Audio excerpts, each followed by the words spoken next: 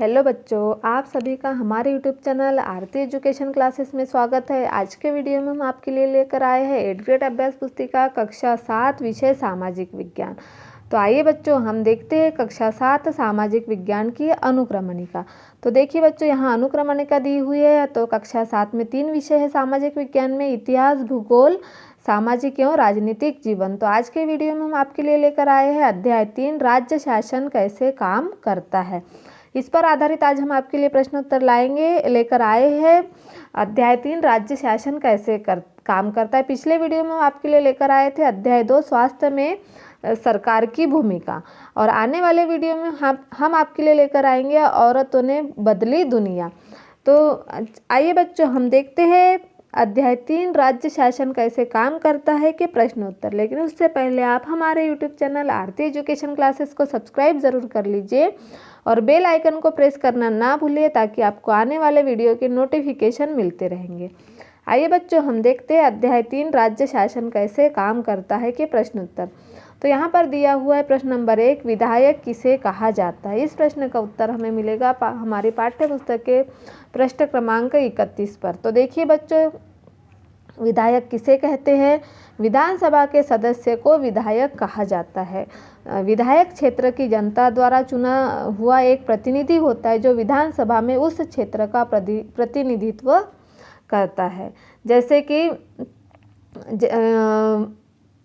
विधायक और विधानसभा के यानी एमएलए से परिचित सभी लोग हैं, और विधानसभा के सदस्य को ही हम विधायक कहते हैं। और विधायक अपने क्षेत्र में जनता द्वारा चुना हुआ एक प्रतिनिधि होता है, जो विधानसभा में उस क्षेत्र का प्रतिनिधित्व के लिए काम करते हैं। इसे हम विधायक कहेंगे। इस तरह से इस प्रश्न का उत्तर आप अपनी 8th ग्रेड अभ्यास पुस्तिका में नोट कर लीजिए। आइए बच्चों, अगला प्रश्न देखते हैं। प्रश्न नंबर 2, विधायक एमएलए का चुनाव किसके द्वारा किया जाता है। इस प्रश्न का उत्तर मिलेगा हमें पृष्ठ क्रमांक 32 पर। तो देखिए, विधायक एमएलए का चुनाव किसके द्वारा किया जाता है। विधायक एमएलए का चुनाव आम जनता द्वारा किया जाता है। फिर वे विधानसभा के सदस्य बन जाते हैं और सरकार बनाते हैं। भारत के हर राज्य में एक विधानसभा है। हर राज्य कई निर्वाचन क्षेत्र में बटा हुआ है। उदाहरण के लिए यदि देखिए, निर्वाचन क्षेत्र हिमाचल प्रदेश का जो निर्वाचन क्षेत्र 48 निर्वाचन क्षेत्रों में बटा हुआ है, और हर निर्वाचन क्षेत्र में एक जनता का एक प्रतिनिधि चुनती है, जो विधानसभा का सदस्य यानी विधायक कहलाता है। और यही विधायक अपने अपने क्षेत्र का प्रतिनिधित्व विधान सभा में करता है। तो विधायक एमएलए का चुनाव जनता द्वारा किया जाता है, जैसे कि आम जनता चुनाव द्वारा करती है, और ये विधानसभा के सदस्य बन जाते हैं और सरकार बनाते हैं। इसे ही हम क्या कहेंगे, विधायक कहेंगे। इस तरह से हमने प्रश्न नंबर 2 का उत्तर लिखा बच्चों। आप इसे अपनी 8th ग्रेड अभ्यास पुस्तिका में नोट कर लीजिए। आइए बच्चों, हम अगला प्रश्न देखते हैं। प्रश्न नंबर 3, निर्वाचन क्षेत्र से क्या आशय। जो निर्वाचन क्षेत्र है उससे क्या आशय है। इस प्रश्न का उत्तर हमें मिलेगा पृष्ठ क्रमांक 32 पर। निर्वाचन क्षेत्र किसी क्षेत्र के चुनाव में एक सीट निर्वाचित करने वाली क्षेत्रीय इकाई होती है। हर निर्वाचन क्षेत्र में जनता एक प्रतिनिधि चुनती है, जो विधानसभा का सदस्य यानी विधायक बन जाता है। जैसे कि हर चुनाव क्षेत्र जो है उसमें एक सीट निर्वाचित करने वाली क्षेत्रीय इकाई है। निर्वाचन क्षेत्र से क्या आशय है, इसमें निर्वाचन क्षेत्र किसी एक क्षेत्र की एक इकाई है, और हर निर्वाचन क्षेत्र से जनता एक प्रतिनिधि चुनती है, विधानसभा का सदस्य यानी विधायक बन जाता है।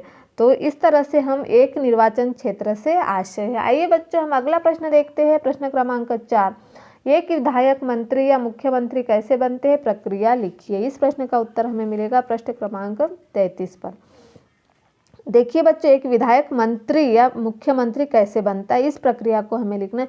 एक राजनीतिक दल जिसने किसी राज्य में आधे से अधिक निर्वाचन क्षेत्र को जीता है उसे बहुमत कहा जाता है। और चुनावों के बाद सत्ताधारी दल से संबंधित विधायक अपने नेता का चुनाव करते हैं, जो मुख्यमंत्री बनता है, और मुख्यमंत्री के परामर्श से राज्यपाल चुने हुए विधायकों को मंत्री नियुक्त कर देता है। विभिन्न राजनीतिक दलों के उम्मीदवार के द्वारा क्या होता है, चुनाव होता है।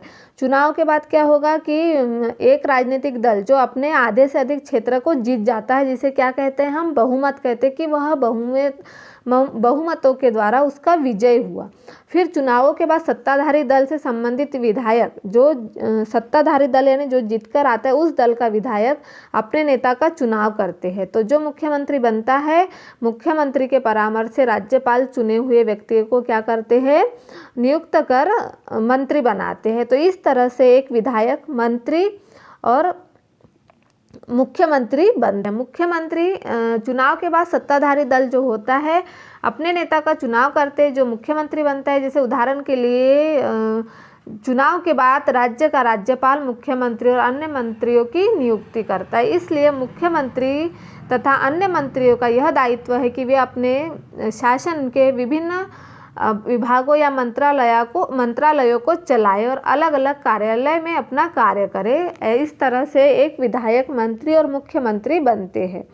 आइए बच्चों, हम अगला प्रश्न देखते हैं। प्रश्न क्रमांक 5, लोकतंत्र में जनता अपना विरोध किन किन माध्यमों से कर सकती है। जो लोकतंत्र है उसमें जनता अपना विरोध किन किन माध्यमों से कर सकती। तो लोकतंत्र में जनता अपना मत व्यक्त, लोकतंत्र में जनता अपना विरोध, तो यहाँ देखिए लोकतंत्र में जनता अपना मत व्यक्त करने और सरकार का विरोध करने के सभाएं आयोजित करती है। सभाएं आयोजित करके वह विरोध कर सकती है। इस तरह से हमने प्रश्न नंबर 5 का उत्तर लिखा। प्रश्न नंबर 6 का उत्तर देखते बच्चों, प्रेस वार्ता क्यों की जाती है। जो प्रेस वार्ता है वह क्यों की जाती है। तो प्रेस वार्ता के माध्यम से सरकार द्वारा उठाए गए कदमों के बारे में बताया जाता है। प्रेस वार्ता में समाचार पत्रों के प्रतिनिधि काफ़ी संख्या में सम्मिलित होते हैं। जो प्रेस वार्ता जो होती है उसमें क्या होता है कि सरकार द्वारा जो कदम उठाए गए हैं, कुछ निर्णय लिए गए हैं, वह प्रेस वार्ता में के माध्यम से समाचार पत्रों में प्रतिनिधि काफ़ी संख्या में सम्मिलित होते हैं और उस माध्यम से वह बताते हैं कि जैसे मुख्यमंत्री और स्वास्थ्य मंत्री ने समस्याओं पर कार्रवाई करनी होगी तो वे अपने विभिन्न विभागों द्वारा करवाते हैं, जैसे लोक निर्माण विभाग, कृषि विभाग, स्वास्थ्य विभाग, शिक्षा विभाग आदि। तो उन्हें विधानसभा में उठाए गए प्रश्नों का भी उत्तर देना होता है, प्रश्न करने वालों को आश्वस्त भी करना होता है। तो फिर वहाँ पर क्या हुआ कि उचित कदम उठाए जा रहे हैं, इसके साथ साथ समाचार पत्रों अन्य माध्यमों को भी इन विषयों पर चर्चा होती है। तो इसीलिए क्या होता है, फिर प्रेस वार्ता होती है। प्रेस वार्ता के माध्यम से वह जनता तक पहुँचती है, इसीलिए प्रेस वार्ता आयोजित की जाती है। इस तरह से हमने प्रश्न नंबर 6 का उत्तर लिखा बच्चों। आइए हम देखते हैं प्रश्न नंबर 7, बहुमत से क्या आशय है। बहुमत से आशय यानी जिस राजनीतिक दल के विधायक आधे से अधिक निर्वाचन क्षेत्र में जीत जाते हैं वह क्या है, उस राज्य में उस दल को बहुमत माना जाता है। उस राज्य में देखिए जैसे कि जो लोग विधायक होते हुए मंत्री या मुख्यमंत्री बनते, हमने आपको बता दिया था। और जिस राजनीतिक दल के विधायक आधे से अधिक निर्वाचन क्षेत्र में जीत जाते हैं उस राज्य में उस दल को क्या कहेंगे, हम बहुमत कहेंगे। और इस तरह से बहुमत से वे जीत जाते हैं तो उसे हम बहुमत मानते हैं। इस तरह से हमने बहुमत से जो आशय है वह यहाँ पर लिख दिया है। आप भी इसे अपनी 8th ग्रेड अभ्यास पुस्तिका में नोट कर लीजिए। आइए बच्चों अगला प्रश्न देखते हैं। प्रश्न नंबर 8, राज्य में किसी भी विषय पर कानून बनाने का कार्य किसके द्वारा किया जाता है। तो इस प्रश्न का उत्तर हमें मिलेगा सामाजिक विज्ञान की पाठ्य पुस्तक के पृष्ठ क्रमांक 37 पर। राज्य में किसी भी विषय पर कानून बनाने का कार्य राज्य की विधानसभा द्वारा किया जाता है। राज्य की जो विधानसभा है उसके द्वारा कानून बनाने का कार्य किया जाता है। इस तरह से हमने प्रश्न नंबर 8 का उत्तर लिखा बच्चों। आप भी इसे अपनी 8th ग्रेड अभ्यास पुस्तिका में नोट कर लीजिए। आइए हम देखते हैं प्रश्न क्रमांक 9। नीचे तालिका दी गई है, उसे हमें पूर्ण करना है। विभाग का नाम, उनके कार्यों के 2 उदाहरण। जैसे स्कूल शिक्षा विभाग, कल्याणकारी कार्यक्रम चलाना और स्कूल शिक्षा को बढ़ावा देना, ये किसका काम है, स्कूल शिक्षा विभाग का। कृषि विभाग, खेती और किसानों को बढ़ावा देना, कृषि विभाग में खेती और किसानों के लिए कार्य किया जाता है। और स्वास्थ्य विभाग, बीमारी की रोकथाम और उपचार करना और जिन्हें बीमारी होती है उनका उपचार करना और बीमारी का रोकथाम करना। तो इस तरह से जो विभाग है उनके जो काम है यहाँ पर हमने लिख दिए हैं। आप भी इसे अपनी 8th ग्रेड अभ्यास पुस्तिका में नोट कर लीजिए। जैसे स्कूल शिक्षा विभाग का क्या होता है, कल्याणकारी कार्यक्रम चलाना और स्कूल शिक्षा को बढ़ावा देना। फिर कृषि विभाग है, खेती और किसानों को बढ़ावा देना। और स्वास्थ्य विभाग है, बीमारी की रोकथाम और उपचार करना। इस तरह से कार्य दिए हुए हैं जो विभाग है उनके, और उनके जो कार्य के उदाहरण है हमने यहाँ पर लिख दिए हैं। आप भी इसे अपनी 8th ग्रेड अभ्यास पुस्तिका में नोट कर लीजिए। आइए बच्चों अगला प्रश्न देखते हैं। प्रश्न क्रमांक 10, सरकारी विभागों द्वारा जो भी कार्य किए जाते हैं उसे किसकी स्वीकृति लेनी पड़ती है। जैसे सरकारी विभागों के द्वारा जो भी कार्य होता है उसमें किसकी स्वीकृति होती है जब वह कार्य पूर्ण होते हैं। तो देखिए सरकारी विभागों द्वारा जो भी कार्य किया जाता है उसे विधायिका द्वारा अनुमोदित या स्वीकृत किया जाता है जब भी शासकीय कार्य पूर्ण होते हैं। तो इस तरह से हमने प्रश्न नंबर 10 का उत्तर लिखा। बच्चों आप भी इसे अपनी एडुकेट अभ्यास पुस्तिका में नोट कर लीजिए। इस तरह से हम आज आपके लिए लेकर आए थे हमारी जो एडुकेट अभ्यास पुस्तिका है कक्षा 7, जिसमें अध्याय 3 राज्य शासन कैसे काम करता है। आने वाले वीडियो में हम आपके लिए लेकर आएंगे पार्ट 5 औरतों ने बदली दुनिया।